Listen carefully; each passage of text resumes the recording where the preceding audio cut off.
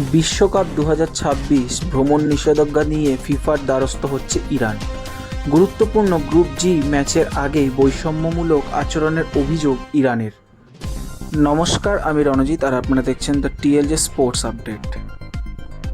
2026 FIFA বিশ্বকাপে আরোপিত ভ্রমণ সংক্রান্ত বিধিনিষেধের বিরুদ্ধে ফিফার কাছে আনুষ্ঠানিকভাবে অভিযোগ জানাতে চলেছে ইরান ফুটবল ফেডারেশন।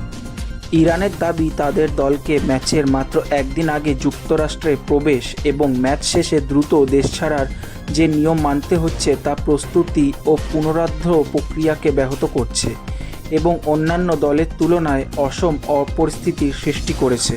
ইরানের প্রধান কোচ আমির ঘালেনোয়ি এই বিশ্বকাপে তাদের দলকে সবচেয়ে বঞ্চিত দল বলে উল্লেখ করেছে। ফেডারেশনের কর্মকর্তাদের মতে এই বিধিনিষেধ খেলোয়াড়দের পারফরম্যান্স ও ম্যাচ প্রস্তুতির ওপর নেতিবাচক প্রভাব ফেলতে পারে।